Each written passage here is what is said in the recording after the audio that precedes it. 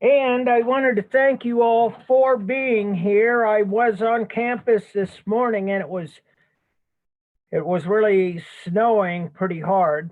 And I thought 5 o'clock, if some of you guys driving in, rush hour, they hadn't cleared the roads, we better just do this online. So anyway, do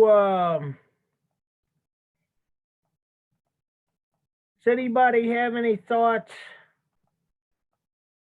from last time? I think we ended up with the altarpiece.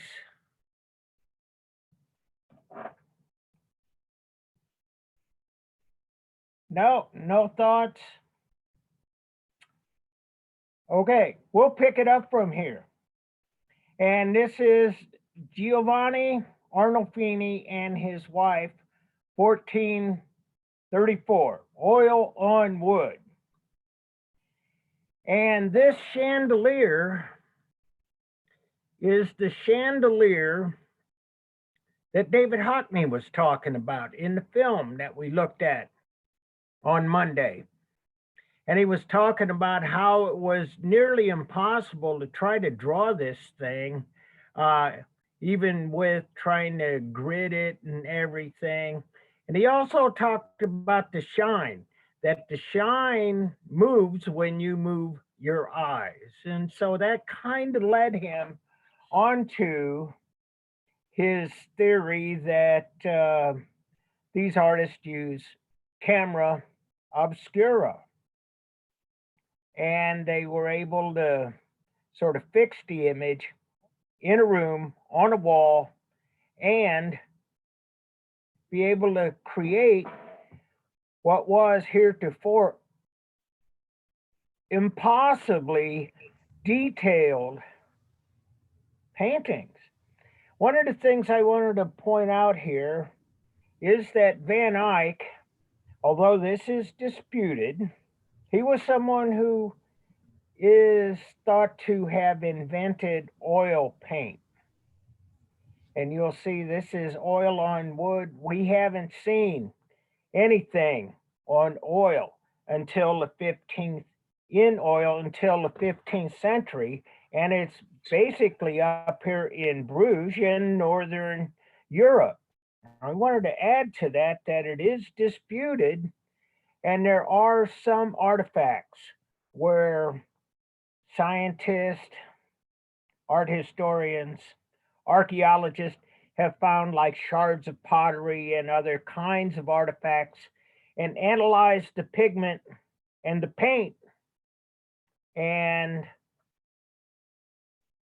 find it to be some kind of oil paint. However, Van Eyck and his colleagues up in Northern Europe were the first to use it like this. How many of you how many of you have painted with oil paint?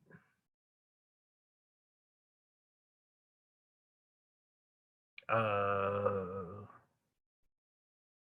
Nobody? I think I have a long time ago. Oh, okay. I have, and Well, it's a it's kind mess. of an oh, Jacob, you got some too. Mm. Good. It's an old-fashioned medium, obviously 600 years old. Uh, Bottom line is that um, that there it has some advantages and it has some disadvantages. And one of the advantages is that it dries very slowly. Do you guys notice that? You can work on it. You can work on your painting, leave it sit overnight, come back, and the paint's still wet. And you can still kind of push it around and paint into it. That is huge. That is a characteristic of oil paint that's very different than most other kinds of paint to this time. Um, Fresco, for example, it dries very quickly. In fact, it dries so fast you have to plan out what you'll do in one day, in one sitting. And so um, you'd get maybe a square foot or two, and you would paint that and probably try to leave the edges, say, like on the edge of the shape, so that when you came back the next day to paint, it wouldn't be quite as noticeable where you'd left off. So, bottom line, uh, it was fast. It was very quick drying. A lot of things before this time were done in tempera, egg tempera, and that too is a very fast drying medium. And so, oil paint. So let me tell you a little bit more about it. And I got the blue star here. This means that this is like one of the more important works from this chapter. Um, this is a close up of the mirror of the convex mirror that is on the wall. I'll show you. This right here, there is the close up. And basically, we have some glass beads and a tassel and a brush or a broom. Some looks like something you'd use to dust off the furniture. And you have this magnificent rendition. And this is the back of Arnolfini and his wife. And then back here you see Jan van Eyck actually doing the painting. And you can see that it is in a curved perspective following the convex characteristics of this mirror. Now I want to go back a little bit and show you. This is like Northern Renaissance finest example. One, we got all of this stuff done as my guy David Hockney would say, correct. The shine is correct, the shape is correct. And as you saw in the film, they took a picture of it and then they scanned it in, and it was done so perfectly that they could manipulate it. They could turn it around, spin it, turn it upside down, because it was accurate, as accurate as anything, as a photograph would be. And so this is the contribution of the Northern Renaissance. And because they could do this painting over a number of days and sometimes over a number of months, they were able to capture all of the folds, all of the textures, everything. Magnificent. Couple of other interesting points about this painting. Giovanni Arnolfini. Anybody want to give a guess as to what nationality Giovanni Arnolfini was? Italian, possibly. Italian, Robin, you got it. He is an Italian, and he is in Northern Europe, in Bruges. And so it's like he had his portrait done in Bruges by a Flemish artist. And it's like, this is like something that his peers, Van Eyck's peers in Italy, didn't know how to do. They didn't have oil paint, and they didn't have that camera obscura to do all of this highly detailed renditions. And so this begins an exchange between the Northern Renaissance and the Italian Renaissance. The Italians, as we'll see in a little while, have been making strides, advances of their own, but they were different. And so a couple of other aspects of this painting, and this is kind of a carryover from the medieval era. And so it's the iconography and the symbolism. And so this dog,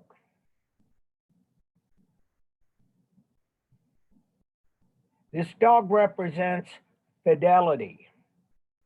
And it's kind of an interesting storyline. It's an interesting through line because dogs are, as a rule, very faithful to their owners, their masters.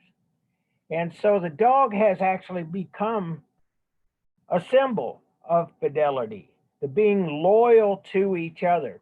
And back when I was your age, a common name for a dog would be Fido, Fido, which was a shortened version of fidelity, Fido.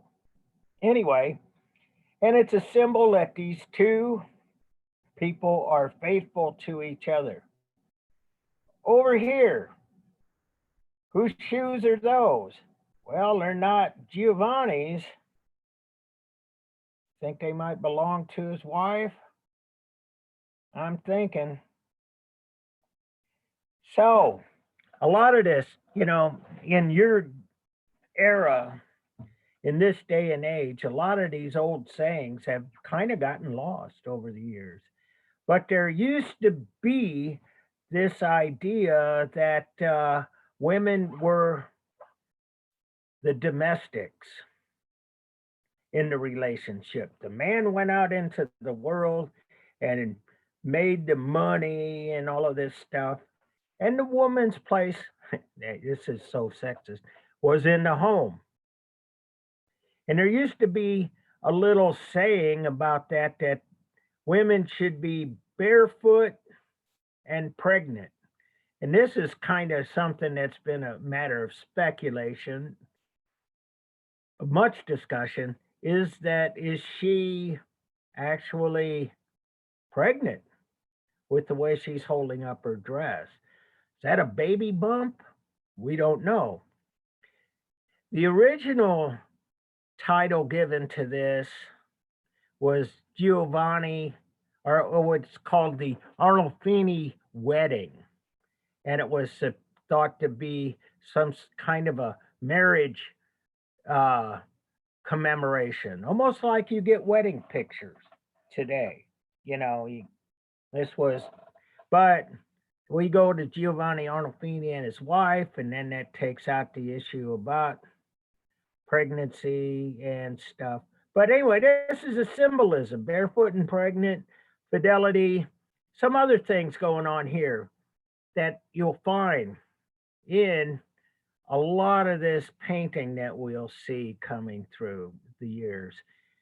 Oranges, and orange ripening on the windowsill.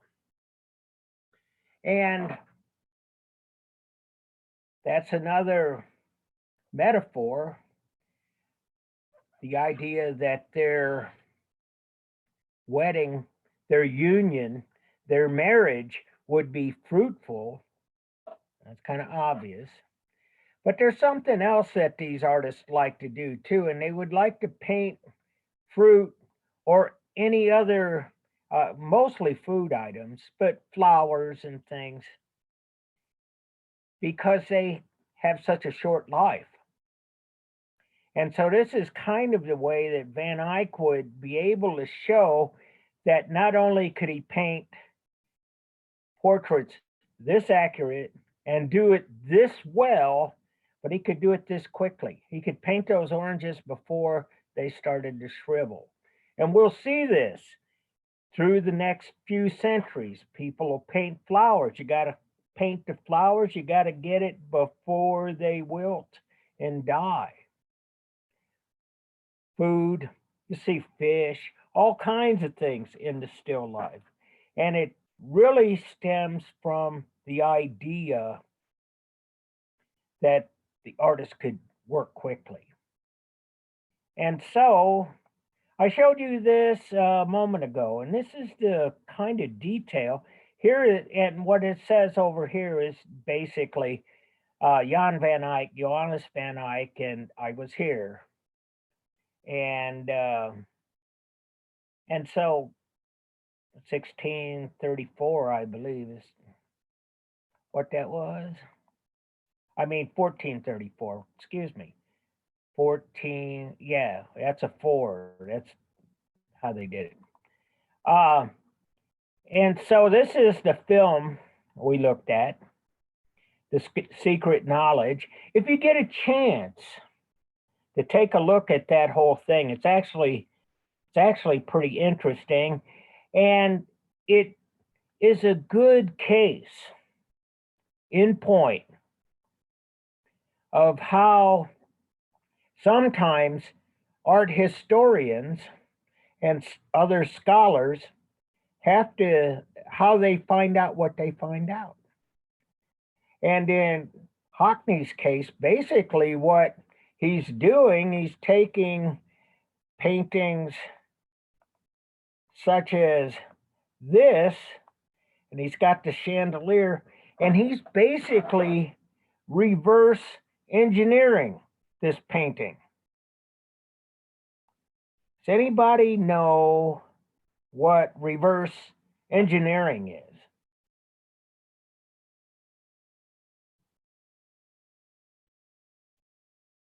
It's like figuring out how something was made and then doing it backwards. Yes, Robin, you on it. Absolutely. And that's what happens a lot of times. You know, it's like I talked to you about the trade secrets and Samsung versus Apple and stuff. And those people actually do that. The Samsung people will buy the latest iPhone, they'll take it apart. They want to see how Apple did this. It's a big deal in military technology. Plane crash. Here we get Army engineers. They go to the crash site, they pick up all the pieces, and they reverse engineering. They reverse engineer what they have, and they figure out how those guys, those Russians or those Germans or whoever it was, were able to make this tremendous airplane or something. So yeah, it's a good case in point. Reverse engineering. You see what you got and you figure out a way to get to it. And so Hockney's Secret Knowledge, it's kind of accepted in some quarters and it's disputed in others. I have a friend and colleague who is at Mary Washington University in Virginia, and she was a colleague of mine at Truman, and she's a scholar on Renaissance art. And one of her contributions to art history is that she would go like every summer to Italy, mostly Florence, and she would go study the books of the apothecaries in Florence.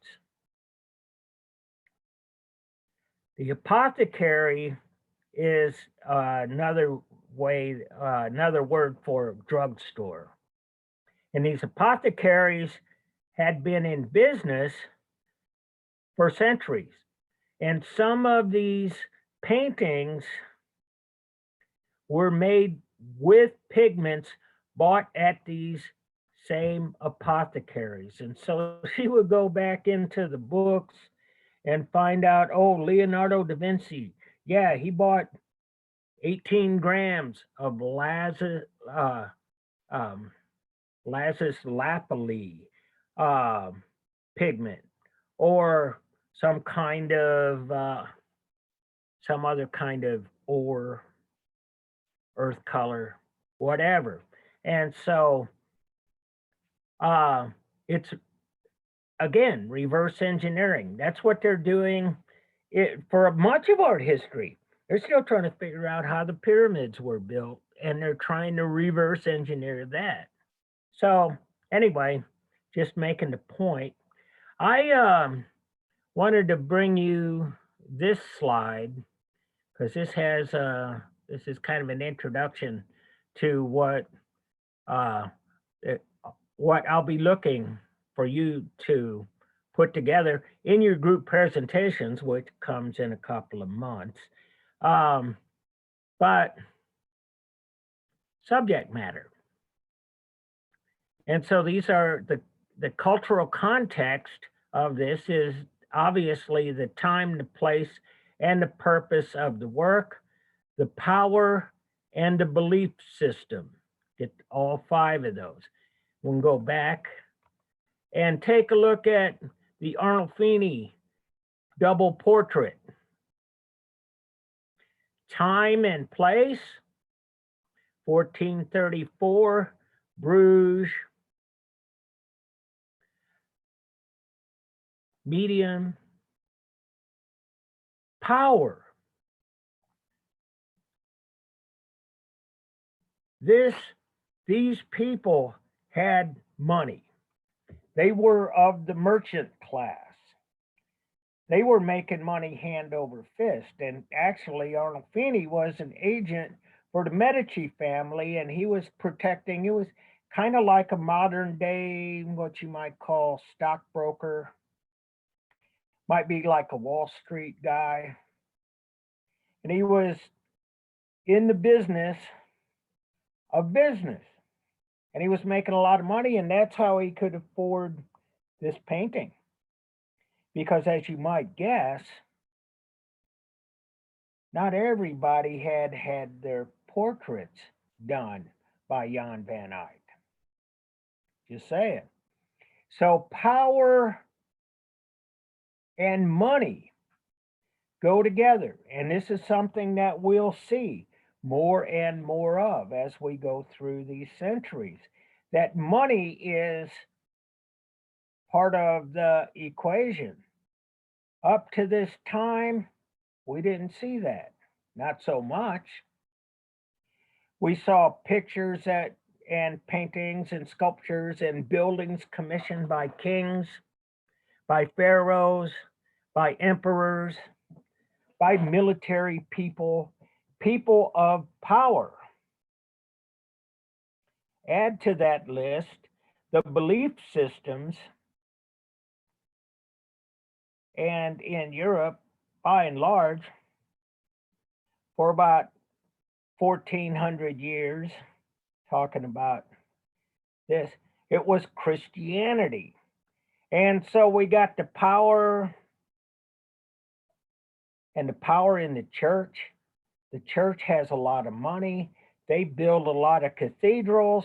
They hire a lot of artists to make the sculptures, to design the buildings, and to do the paintings. And so the belief system and the power come together. And so this is a little different because the power is shifting here. We have the emerging merchant class. And so all of a sudden, there's not really much of Christianity or anything in here. As a matter of fact, before this time, before the 15th century, it would have been very unusual to see a banker or an investment broker or a merchant have paintings done of themselves. And so that's why I was saying here, power, belief system, the government can be the power, wealth can be the power, prevailing philosophy, I just showed you, Arnolfini and his wife. There is a movement here underway. It really starts in Italy, but it gains traction, and it's called humanism. And it's where people are actually important. If you would go back to the medieval period, they would say individual people are not really quite so important. The church is important. God is important. And so the religious beliefs is very strong for centuries. And then the prevailing philosophy said, well, religion and all that's good, but let's talk about people and people's concerns. Um, and so here we go. Man in a red turban. This is not a saint. This is not a pope, not a king. In fact, we really not sure exactly who he is. But it is a portrait of an individual. And again, this is something that David Hockney looked at. He talked about how the pupils were very small because they were sitting in strong light, and the artist himself was in the camera obscura behind a lens, drawing on the wall.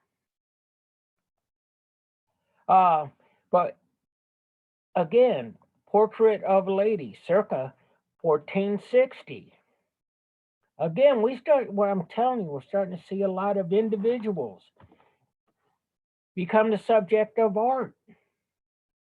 And Roger van der Weyden, another great Flemish painter, bottom line, look at this, magnificent. And it was probably done in the same manner that David Hockney described. And a lot of people, this is in the National Gallery in Washington, D.C. If you ever get a chance, go there. It's a magnificent gallery. And so you would find this there. And you can see that it's not that big, 1 foot 1 inch, 13 3/8 inches by 10 1/16 inch. And so that's what Hockney was talking about too. If you're using this method, they all have to be the same size, and they're probably going to be small. But a lot of people have loved this painting because of how delicate the paint is handled. And this stuff that you see on the surface, that's called craquelure. Craquelure, can't say that. It's where the surface starts to crack because these paintings were done with oil paint and oftentimes had a varnish over the top. And over the centuries, it starts to crack. See the same thing in the Mona Lisa as well. We were talking about that. And so the delicate treatment of the hands, she's very pretty, she's very thoughtful, grace, beauty, amazing. Roger van der Weyden, same guy. Deposition, center panel of a triptych from Notre Dame or Lemur, Louvain, Belgium. I'm telling you, Belgian, Flemish. Look at this. This is a crucifixion scene that's not like crucifixion scenes that we've seen to this time. Oftentimes, the crucifixions would be portrayed with Christ nailed to the cross, and oftentimes eyes wide open and looking back. with the halo, with the cross, with the blood running down. And this is very different. This is agony. This is grief. This is, look, the color's gone from his body. He doesn't have a halo. He's got a crown of thorns. This is very dramatic. It's very, I don't know what you would call it, disturbing. It's very tough to look at. And one of the things that we'll see in Northern Europe is this portrayal of the crucifixion where Christ is A, actually dead, and B, suffered. And so the idea that Christ suffered for your sins becomes really the focal point. Not so much about Christ the King, not so much about Christ the Savior, but Christ as somebody who had undergone a torturous and very brutal death. And so there is some symbolism. Golgotha, which means something like a place of bones, and you see the skull and some of the other things. But bottom line, very disturbing and very different. Again, we're changing how we're looking at things. Here's another Van der Weyden Last Judgment altarpiece, and this is really the kind of thing I was talking about, where they would take this into a church and celebrate Mass in front of this great altarpiece. But you see, we have down here, these are the people who were bad. This is the Last Judgment. And they're naked and they're being cast into hell. And these are the good people. And you see the angels moderating, but here's Jesus. We know by the iconography, we know about the halo, we know about the cross. But naked and ashamed, being cast into hell. And some of these people are begging to be let back into heaven. Not happening. And so, yeah, these tell stories, just like all of the centuries of European art. Petrus Christus, goldsmith in his shop. Again, you know, when we're talking about shines, that's what Hockney was on about. There's that convex mirror that we see in the Arnolfini marriage. They love doing this. They had skill. There's some shine on these black metallic, they look like lanterns or vases of some sort. And they loved patterning. They really knew how to use this oil paint. And again, this is still not very big, 3 feet 3 inches by 2 feet 10. So it's about 40 by 34-ish.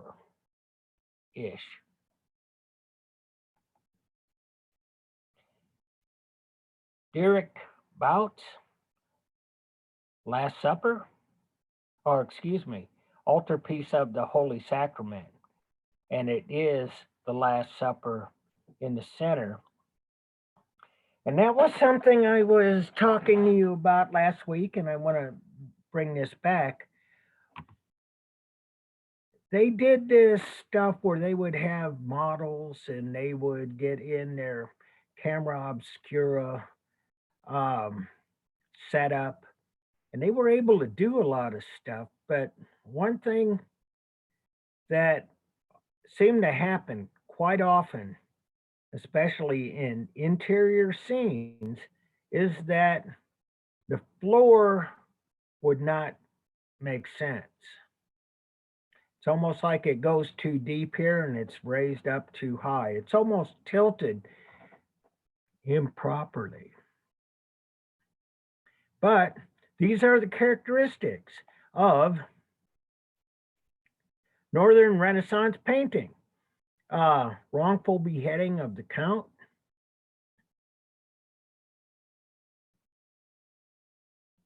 patterns,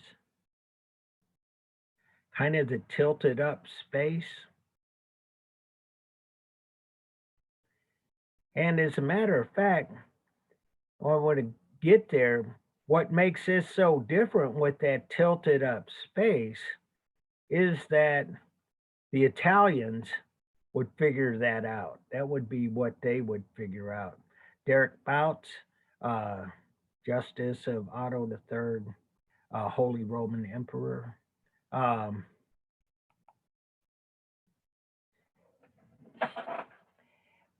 Another great Flemish painter, Hugo van der Goes.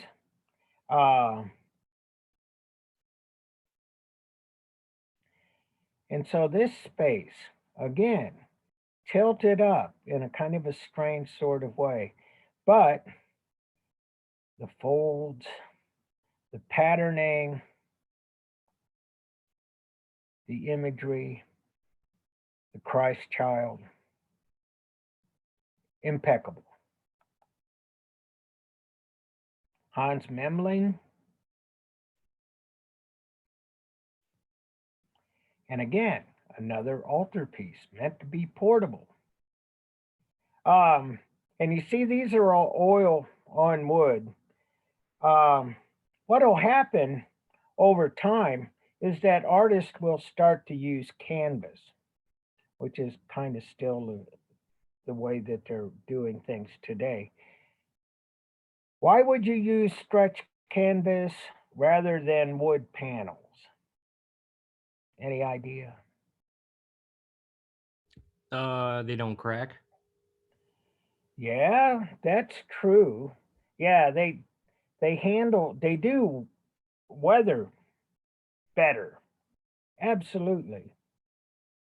The other thing is that it's lighter. One of the things about these wood panels is that you see this 5'7" by 5'7". That's this big square. That's a pretty big piece of wood, and these other pieces make another 5'7" or 5'5". I'm sorry. So that they became pretty heavy, and portability was an issue. And there's some more Hans Memling. And again, Martin van der Nieuwenhove, which is this guy here. And over here, Virgin Mary, baby Jesus. I got some on the next chapter. I want to show you about that. Presenting the Christ child makes it's kind of a tricky thing. We talked about this last semester. Another Italian double portrait painted by Flemish painter. But anyway, I was telling you about the Christ child. Bottom line is that there's a lot of theological, religious issues that come to mind when you're portraying Jesus at any age. And so here, yeah, this is French. Jean Fouquet. And this is Etienne Chevalier and Saint Stephen. And then on the right is Virgin and Child. So oil on wood. and it's the same kind of thing. It's a diptych, but what we don't have the frame on this picture. So this is Etienne Chevalier and Saint Stephen. Anybody want to guess who is who on here?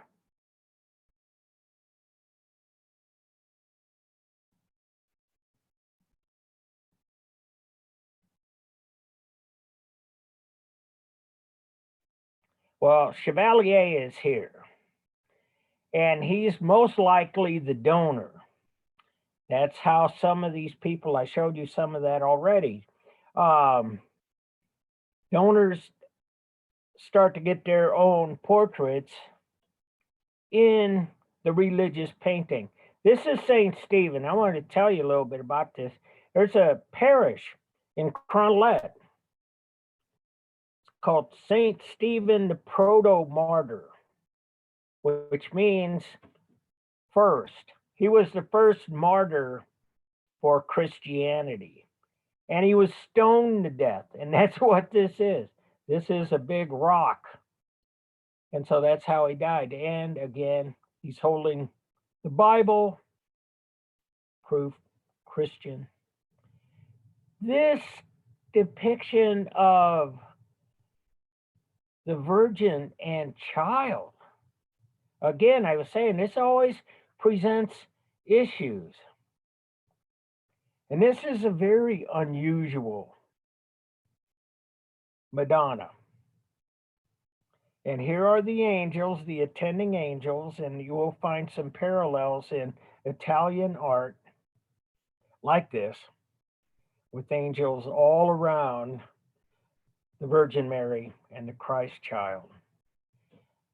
But the coloration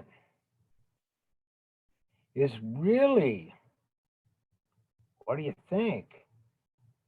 Kind of pale?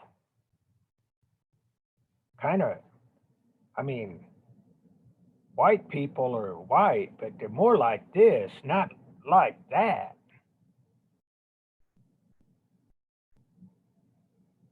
Well, what I want to add to that is that there was this time, and it started in the 15th century, kind of went up to the 16th, early 17th century, where being white like this was considered to be beautiful. As a matter of fact, we know through the records that women painted themselves up with lead-based makeup, and it would make them look like this: white, white, white, white. And they would have red lipstick, just like this. This was the standard for beauty at that time. And so this is kind of an interesting thing. She's very white. By the way, what we know too is that a lot of these same women who wore that white makeup died young from lead poisoning. Things they didn't know 400 or 500 years ago. And so anyway, it's a kind of a beauty standard thing. Miraculous Draft of Fish by Conrad Witz. And so overall, you can see the merchant class starting to appear in the works, and still religious paintings are commissioned. And so we have this change. It's not all religious paintings. It's not all secular. Madonna in the Rose Garden, again, the idea of the attending angels. We got the elaborate halo for the Christ child, as well as for the Virgin. Those of you who were in here last semester We talked about the blue being the color for the Virgin Mary. This is it. Magnificent jeweled crown. God the Father overlooking this scene. And so the sculpture follows a lot of the same rules. You might find some donors, but for the most part, altar pieces, religious influences. This is a hand-colored woodcut, by the way. Saint Christopher. Any of you guys know about Saint Christopher?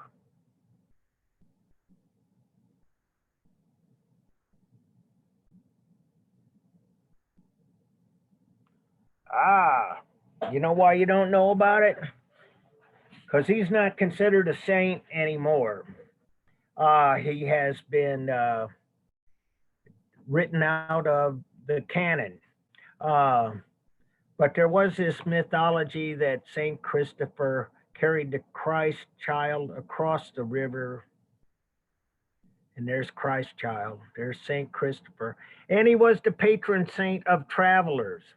And I, for one, had a Saint Christopher medallion in my car because he was the patron saint of travelers. Today, the church pretty much believes that was all a myth. But anyway, we still got the books, the manuscripts. And finally, this Saint Anthony tormented by demons engraving. What we have here is really the idea that artists were going to make works of art that they could make multiple copies. Printmaking takes off in the 15th century. And so along with the text, we see a lot of engravings, and this is basically a metal plate, and you etch lines in it, you ink it up, wipe it off, run it through the press, and there you go. At any rate, that is the early Renaissance, and I would like to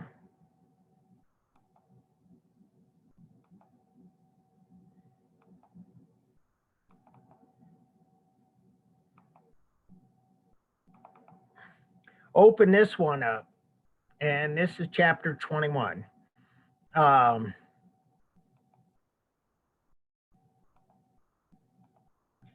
And let me make sure I'm on the right screen. There we go. Can you see the Renaissance in Quattrocento, Italy? Yes.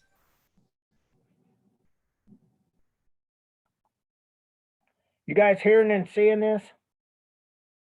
Yeah. Oh, okay, good. So I showed you what was going on in the north, and there's this idea of capitalism. And the economy starts to take on a life of its own. It's not only the kings, the feudal barons, the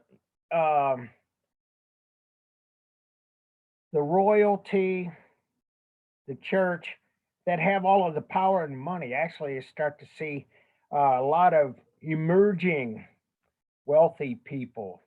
And so that was happening in the north, which was up here. This is in Italy, and this is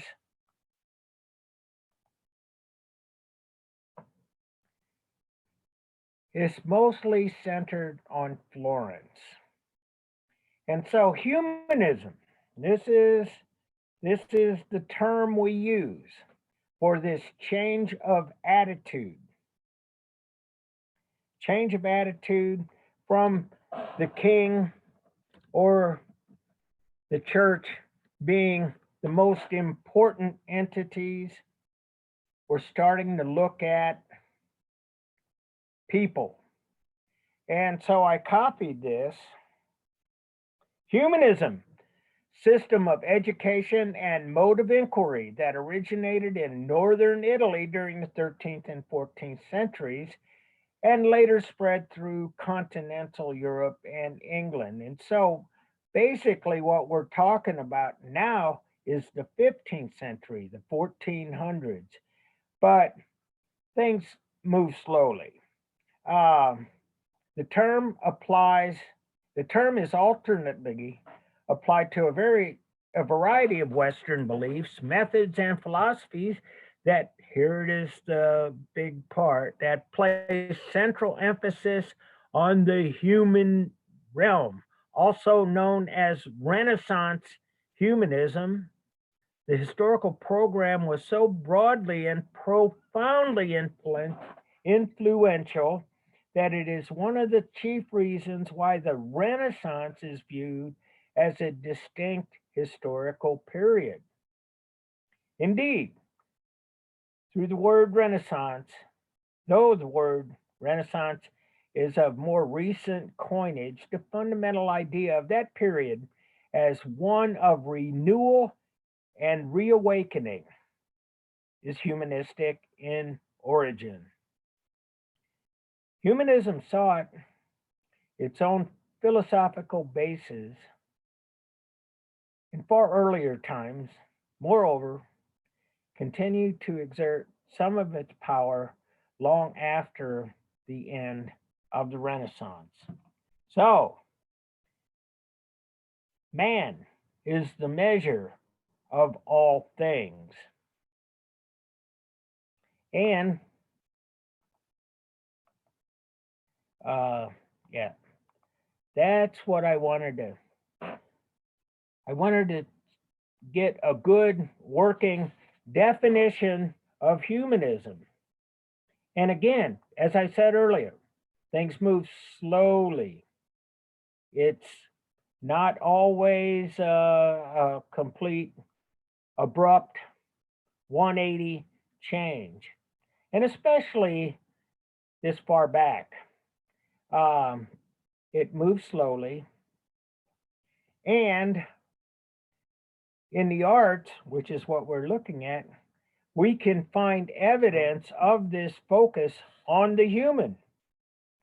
We see it will develop, it will deepen over the centuries. One of the aspects of the Renaissance, the reawakening, if you will, is that they often look back to antiquity, to the cultures of ancient Greece and Rome for inspiration. And as a matter of fact, they look for a lot of knowledge there as well. There were still some books floating around about architecture, about engineering, about math.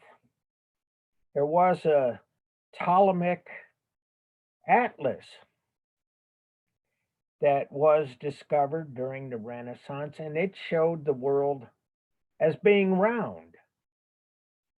So all of this stuff that the folklore says that everyone believed the world was flat before Columbus, that's all not true.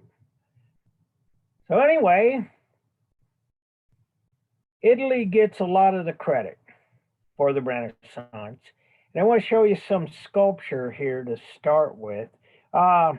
This is the competition for the panel for the east doors of the baptistry of San Giovannini, Florence, Italy. And Brunelleschi he made this piece for the competition, and what they wanted to do, and I'll run this up. Oh, I took the doors off. Never mind. Anyway, it was kind of a big commission that kind of brought out a lot of the great artists of the day.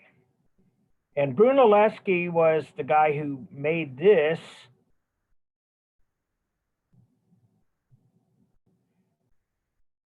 gilded bronze casting as his entry, and Gilberti made his. And they're both the same story. The Sacrifice of Isaac, we talked about that last semester too. It's still a critical, fundamental story, especially when you talk about the religions that can trace their roots back to Abraham.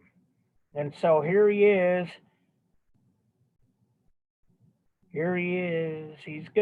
Abraham's gonna cut Isaac's throat with that knife, and the angel intervenes.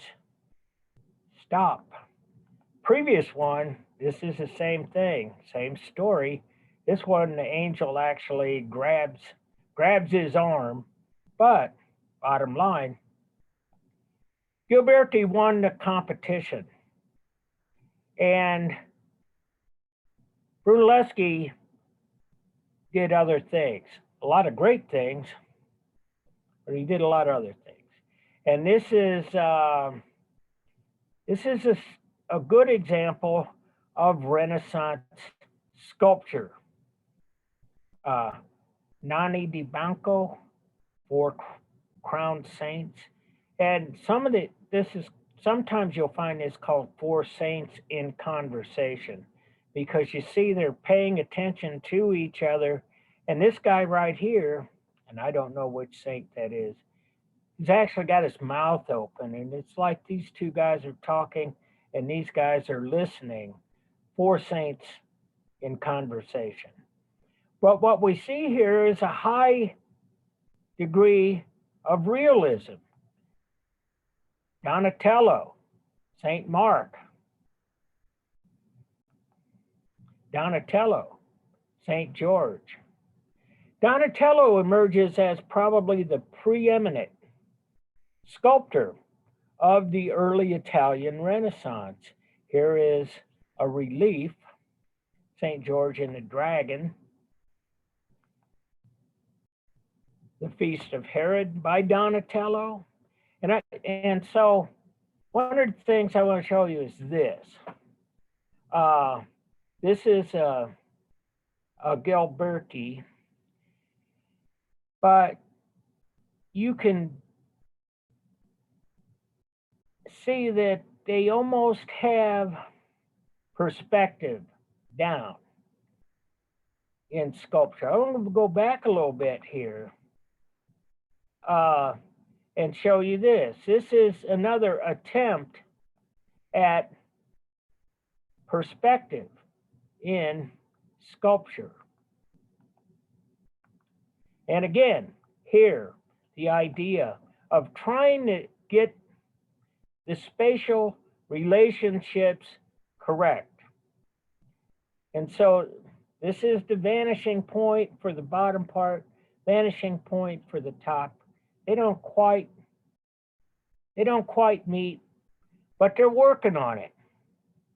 And oh, here are those doors that Gilberti got the commission for. And so they're still there. They're still at the baptistry.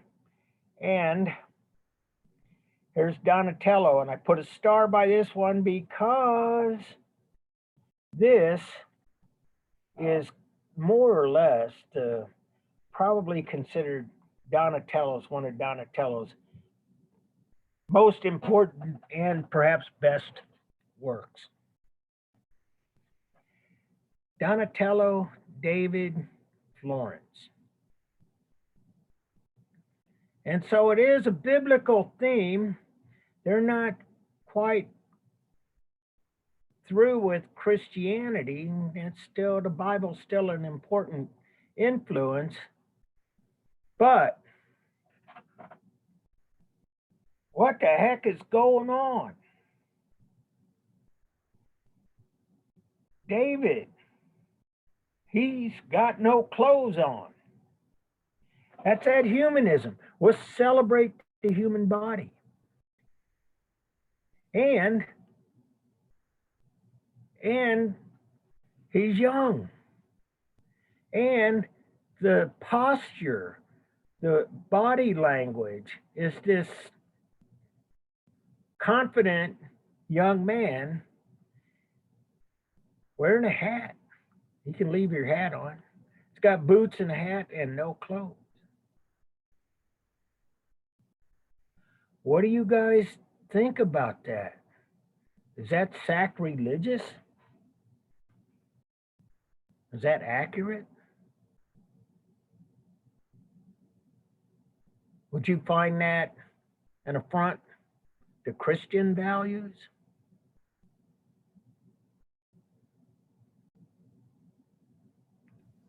More Oh, Greek. you might. Oh, Jacob, go ahead. It's more like Greek style almost. Like, Yes. Greek. Yeah, you see, they're going back in time and they're looking at those ancient Greek statues of nude men. And so this seems perfectly appropriate. And that's pre-Christian. And we see a lot of nude statues from the Greek and Roman era. And you're right on point with that. There's another aspect to this that I want to point out before, and I think we'll stop with this, is that all of these places like Florence, like Bruges, like Rome, but Florence especially, yeah, they were what you'd call a city-state. There wasn't this organized government that governed the entire country. Cities were themselves political, independent entities. And because the Florentines were very good at capitalism, they were making a lot of money. The Medicis were really the primary rich people, bankers, governors of Florence, and they were sending people like Arnolfini up to Bruges to make deals, to invest, to trade. And the Florentines were very, very prosperous. They were probably more prosperous than anybody in Europe at the time, although up in Northern Europe, they were doing quite well too. But because they were this city-state, they were vulnerable. They were vulnerable to attacks. There were enemies at the gates, so to speak. There were people that would love to come in and ransack the place and steal everything they had that was worth anything. But they maintained their independence and they were able to defend themselves. And they defended themselves not so much with brute force, but by using their mind, by being smarter than the other guy. And so when you see these pictures and hear stories about Leonardo da Vinci developing weapons and stuff for Florence, see, Florence, they had the best artists, they had the best engineers, they had the best military people. And they were small, young, and like David slaying Goliath, they maintained their independence by killing off these bigger, more powerful Goliaths that would come in and take over. And so David becomes the symbol of Florence. And Donatello's not the last guy to portray him. We see probably the most famous example done some 50 years later by Michelangelo. But we'll talk about that then. Any questions?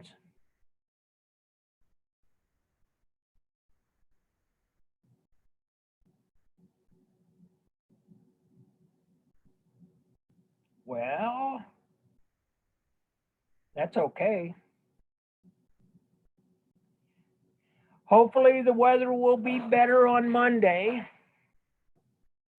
On Monday, we'll have a quiz. You don't really have anything to study as long as you're like caught up. You were here at the lectures and you read the material, you'll be fine. What I'll be asking on the quizzes is ask you to do something. Not so much about trying to see how much trivia you can throw back at me. Half of you won't even be in class.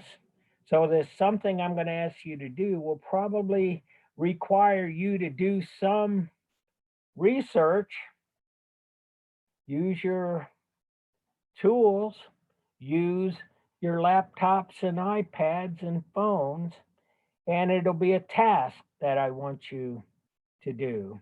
So it's not like anxiety problems, I hope, and not anything like you can prepare for, because it's, we'll talk about that on Monday. And so,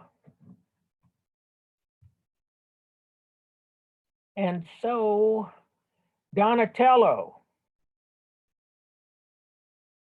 Mutant Teenage Turtle, just saying, you got to be big.